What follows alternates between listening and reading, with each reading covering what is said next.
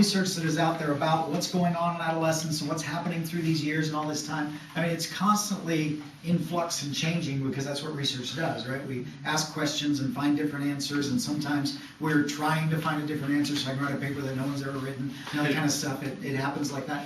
But the overarching theme is that adolescence is about identity development, probably number one.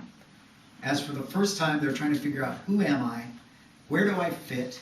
What kind of person am I going to be? And how do I figure out what my gifts and talents are to be used for my career or for my relationships or so my life matters? It's all in adolescence and identity development. And so this guy named James Marsha came up with a really interesting diagram of these four things that people go through. He used words that I don't like at all, so I totally ripped out his words and put new ones in. But the concepts are the same. That's based on James Marsha. So the first one is that students come in, they're kind of unconcerned about who they are or their identity or what they are. And the quote I put in there is that I don't think much about it. You know, who am I going to be? I don't really think much about it. It's not a big deal to me. I kind of am what I am. I do what I do. I'm not too worried about who I am. But then they're also kind of accepting. Okay? And that means I'm going to be this because my family is, or because it's where I've grown up.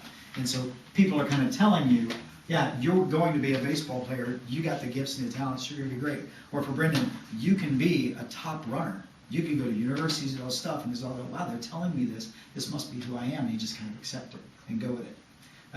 The next one is time of discerning, where you run into some bumps, or you have some hard questions, or you're trying to figure out, and this is where Brendin was, he's like, I'm not sure I want to be a runner, but they're telling me I am, and I'm not sure that's really who I'm supposed to be.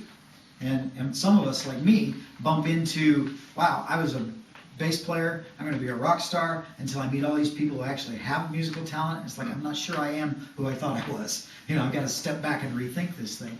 We go through those things. And then finally, achieved. I've seen all these things, I've listened to the voices around me, I've seen my gifts, my abilities, and this is kind of who I am. And so James Marsha has put it in this great diagram here. And so what he says is that on the bottom, there's no commitment to identity. Up here we have commitment to identity. And then he has crisis on this side and no crisis on that side. And when he's talking about crisis, he doesn't necessarily mean something bad. He means some kind of pressure that causes you to choose. Okay, so for instance, with the accepting up here, my mom and dad tell me I'm going to be a great baseball player, and I've got the skills and the abilities. My coaches always put me up front. I can throw a 90-mile fastball. I can do it. I'm accepting that. There is the crisis, is the pressure of people telling me I'm so good at this, and it's beginning to match up. And so I get it. This is who I am. I'm accepting of that. Or I may be down here going, I don't really care too much what they're saying. Their crisis is not that much pressure on me. They think I'm a great baseball player, but I don't really want to do that the rest of my life. And so, this is what I do, but it's not who I am. So you could be on either side of that, either committed to it or not. But then you move over here. This is the kid who believes, yeah, I am a baseball player. Everybody's told me I'm a baseball player. And he goes to college and gets cut. Like, no, wait a minute. You cut me? I'm the baseball player. You're right. How could you cut me? I'm the baseball player. And all of a sudden he starts to think, wow, maybe I'm not who I thought I was. I'm trying to figure out, well, then who am I? If this is left out of my life. This is where Brendin was when all of a sudden the heart issue comes in, and he's sitting in the cardiac unit having tests done, and everybody around him is in their 70s having the same test. Like, what are you doing here?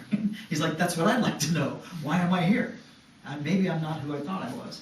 And then eventually the pressure moves on to make those decisions about who I really am, and you achieve this identity, like, this is me.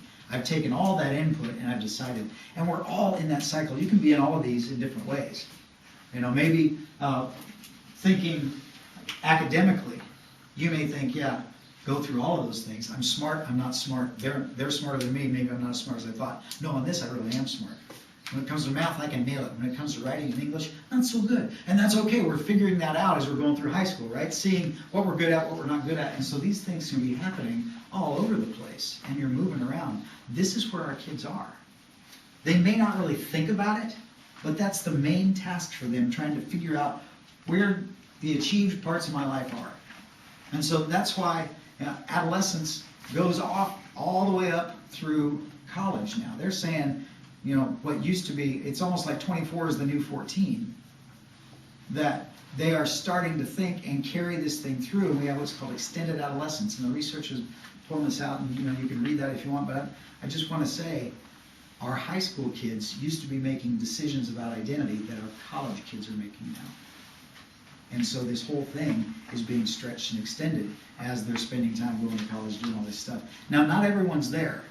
I think sometimes in a more rural environment that less people are going to college, and it's not stretched as far, because we're like, no, I am making adult decisions, I am making choices, I am out living on my own and making this happen, but at the same time, it's still a process of trying to figure out who I am. And this is the major thing for development. So what in the world does that have to do with ministry? I think if we are wise, we're taking the time to say, you know what? A youth group, a church ministry, a student ministry feeds into this all the time, because what are we telling them? And what are they hearing about who I am and what matters? You are made in the image of God. You are someone that matters. You are a person who will bring the kingdom of God to bear.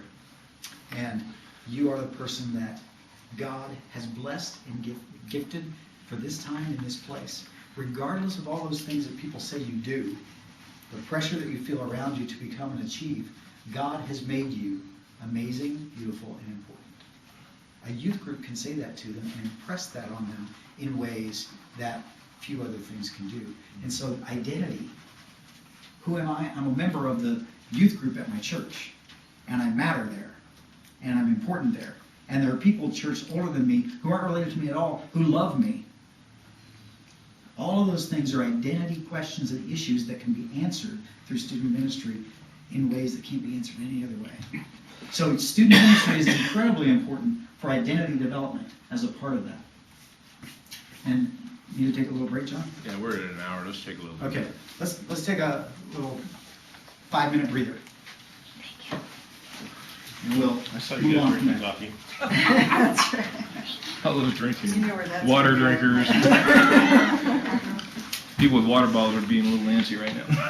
As long as they don't stand up. And it's old folks too.